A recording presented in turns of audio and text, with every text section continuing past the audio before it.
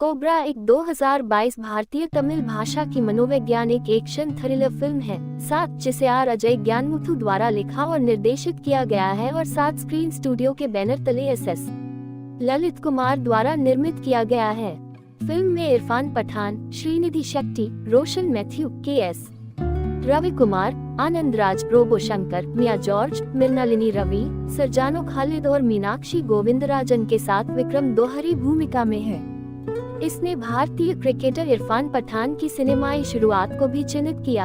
8 और शेट्टी, खालिद और मैथ्यू के तमिल डेब्यू को भी। 9-10 संगीत ए.आर.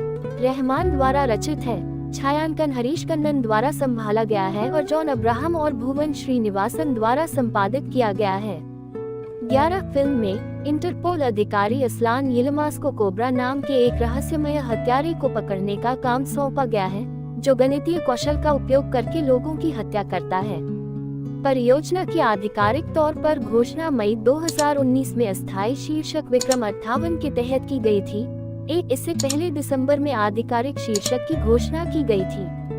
फिल्मांकन अक्टूबर 2019 में शुरू हुआ। 12 और फिल्म की शूटिंग, यात्रा प्रतिबंधों और अन्य परियोजनाओं पर विक्रम की प्रतिबद्धताओं पर कोविड-19 महामारी के प्रभाव के कारण लगभग 3 साल लग गए।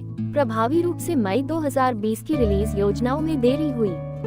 13 इसे मुख्य रूप से चेन्नई में शूट किया गया था, जबकि फिल्मांकन केरल, कोलकाता और रूस में भी हुआ था। 14-15 कोबरा को नाटकीय रूप से 31 अगस्त 2022 को विनायक चतुर्थी के साथ रिलीज किया गया था। 16 यह फिल्म बॉक्स ऑफिस बम थी और आलोचकों से ज्यादातर मिश्रित से नकारात्मक समीक्षा प्राप्त हुई, जिन्होंने फिल्म की गति, जटिल लेखन और लंबाई की आलोचना की, लेकिन विक्रम के प्रदर्शन, अवधारणा, संगीत, छायांकन और पृष्ठभूमि स्कोर को प्रशंसा मिली। एक तुर्की इंटरपोल अधिकारी, असलान यिल्माज़, ओडिशा के मुख्यमंत्री, फ्रांस के मेयर और स्कॉटलैंड के राजकुमार की हत्याओं की जांच करता है, जहां वह एक युवा तमिल अपराधी जुडिथ सैमसन के साथ यह निष्कर्ष निकालता है कि कोबरा एक निर्दोष हत्यारा हत्याओं के पीछे का मास्टरमाइंड है।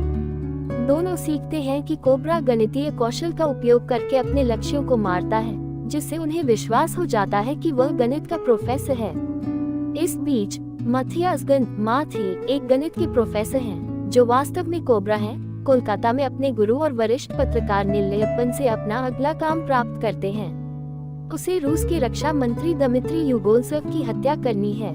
वह रूस की यात्रा करता है और इंटरपोल की कड़ी सुरक्षा के बावजूद सफलतापूर्वक उसकी हत्या कर देता है और बच निकलता है। युगोस्लाव के मारे जाने से पहले असलन और उनकी टीम नीलयप्पन और नवाब के बीच एक टेलीकास्ट की गई बातचीत देखती है, जो ऋषि कॉर्पोरेशन नामक एक कंपनी में काम करती है, जहां वह निष्कर्ष निकालता है कि पीड़ित कंपनी के मालिक राजीव ऋषि से जुड़े हैं, जो एक मानसिक और दुखवादी व्यक्ति है, जिसे विरासत में मिला है। उनके पिता से कंपनी अपनी अपराधी प्रेमिका और जूडिथ की शिक्षिका भावना मेनन से सगाई के बाद माथी को पता चलता है कि नीलयप्पन का अपहरण कर लिया गया है और उसे पता चलता है कि किसी ने उसके काम की शुरुआत से ही उसे निशाना बनाया है। सुडोकू के एक सुराग के बाद मथी को उस व्यक्ति का फोन आता है, जो मैथी का हमशक्ल है, जहां वह खुद को उससे बचाने के लिए मथी को चुनौती देता है। घटनाओं के एक मोड़ में यह पता चला है कि जिस व्यक्ति को मथी कहा जाता है वह वास्तव में काथिर है। मथी का सिजोफ्रेनिक लंबे समय से खोया हुआ जुड़वा भाई है और कथिर को चुनौती देने वाला व्यक्ति असली मथी है। ऋषि मथी को पकड़ने के लिए आदमियों को भेजता है, लेकिन काथिर उन्हें मारने में कामयाब हो जाता है। मैथी काथिर के खिलाफ शिकायत कर रहा था, क्योंकि वह अपनी प्रेमिका जेनिफर रोसेरियो की मौत के लिए जिम्मेदार था, जो कोलकाता शहर के आयुक्त रोसेरियो की बेटी थी। माथी को कोबरा के रूप में काथिर की पहचान के बारे में पता चला और उसने जेनिफर की मौत का बदला लेने की योजना बनाई, जहां उसने खुलासा किया कि वह वही था जो इंटरपोल को हत्याओं के बारे में सुराग भेज रहा था। माथी ने काथिर को असलान को सौंप दिया, जहां आनंद सुब्रमण्यम, जांच अधिकारी और ऋषि के तिल माथी को पकड़ने के लिए काथिर की मदद लेते हैं। काथिर उन्हें मथी के ठिकाने पर लाता है, जो एक निर्माणाधीन मॉल है। ऋषि आता है और गिरोह और काथिर के बीच लड़ाई शुरू हो जाती है, जहां वह सफलतापूर्वक उन्हें वश में कर लेता है। माथी ने जेनिफर की मौत के बारे में काथिर का सामना किया। काथिर ने खुलासा किया कि उसने मथी और जेनिफर के बांग्लादेश जाने की व्यवस्था की थी।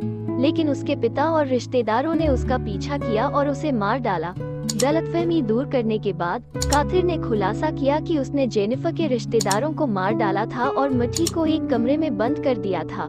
काथिर ऋषि और उसके आदमियों को गोली मार देता है, लेकिन इस प्रक्रिया में गोली मार दी जाती है और मर जाता है। इस प्रकार मथी और भावना को तबाह कर देता है।